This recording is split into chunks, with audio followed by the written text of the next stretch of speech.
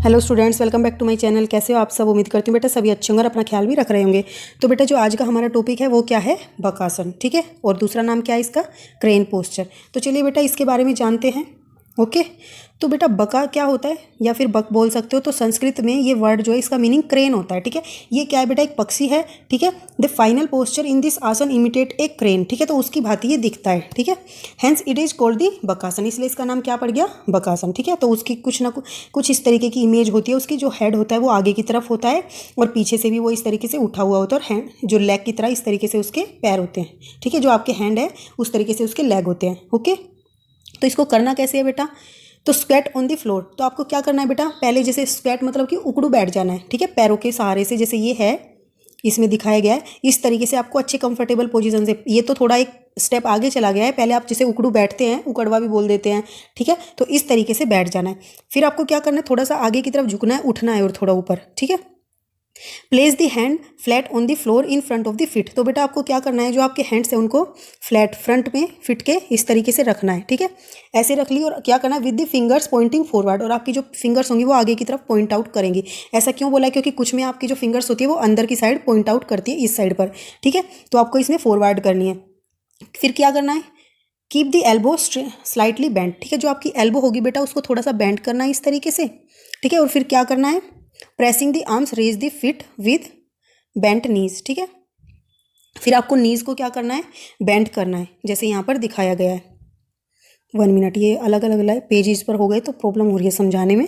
तो जैसे क्या किया? नीज को इस तरीके से बेंट थे, उनको थोड़ा सा ओपन करना है और यहाँ से ऊपर उठने की कोशिश करनी है। ठीक है, और जो आपके नीज होंगे बेटा वो बेंट ही रहेंगे और आपको ऊपर की तरफ उठना है, और जो आपका हेड है वो आगे की तरफ रखना है। ठीक है, सामने की तरफ उससे देखना है। और जो बेटा नीज होंगे उनको आपको क्या करना है? अपनी जो ये आर्म पिट होती है यहाँ तक उसको लेकर आना है, इस तरीके से आपको ऊपर उठानी है नीज। ठीक है, ग्राउंड फ्लोर पे नहीं होनी चाहिए पीछे से अब। ठीक है, तो इस तरीके से करना है, और फिर इसको होल्ड करना है अपनी पूरी बॉडी को above the ground while keeping the hands on the ground and maintain this position for 5 to 10 second. तो 10 सेकंड के लिए इसको मेंटेन करना है। फिर वापस आने के लिए क्या करना है बेटा? Slowly lower the feet to the floor. जो आपने पैर ऊपर उठाए हुए थे उनको क्या करना है? फ्लोर पर लेकर आना है और come to the squatting position. फिर से आपको जो है उकड़ू पोजीशन में बैठ जाना है।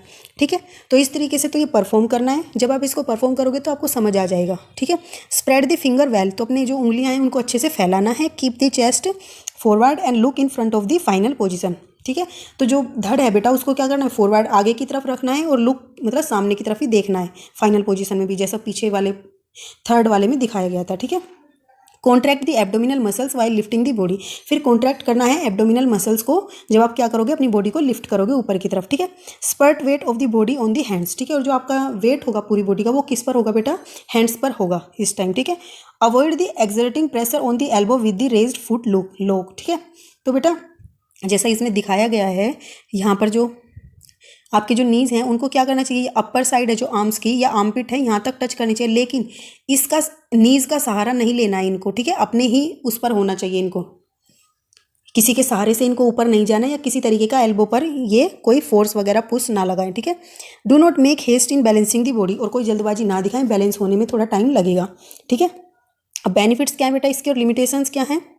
तो बेनिफिट्स हैं जो बेटा इसके, it increase the strength of the arms. तो बेटा सारा जो वेट है बॉडी का वो किस पर है? आर्म्स पर है, तो और शोल्डर्स पर है, तो क्या होगा? यही हमारी स्ट्रेंथ बढ़ेगी इन्हीं की। ठीक है, it increase a sense of balance, और बैलेंस भी हमारा मतलब कि सही होएगा, इसमें बैलेंसिंग भी सीखेंगे।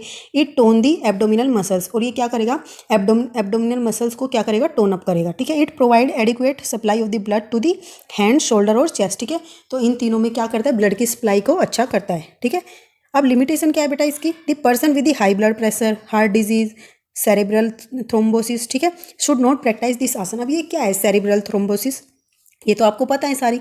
तो बेटा जो सेरेब्रल थ्रोम्बोसिस है ये क्या है? जो हमारी सिर के अंदर नसें होती हैं, वेन्स होती हैं, उनके अंदर अगर ब्लड क्लोटिंग हो जाती है सेरेब्रल पार्ट में, ठीक है, जो ब्रेन में होता है, आपको पता होगा, पढ़ा होगा आपने साइंस में, तो उसमें अगर ब्लड क्लोटिंग हो जाती है तो इस तरीके की प्रॉब्लम होती है। तो अगर किसी को इस तरीके की प्रॉब्लम है और वो फ्लो को रोक देती है ब्लड के, तो आप सबको ये वाला आसन जो है नहीं करना है। ठीक है, तो ये तो था बेटा हमारा बकासन। ठीक है, तो इस आसन को हम जब ये सारे पहले के पोस्चर्स को करना प्रैक्टिस कर लेंगे तभी हमें इसको करना सीखना है। ठीक है, तो बेटा इस वीडियो में इतना ही। तब तक के लिए ऐसे ही हंसते रहिए, मुस्कुराते रहिए, पढ़ते रहिए और आगे बढ़ते रहिए। Thank you.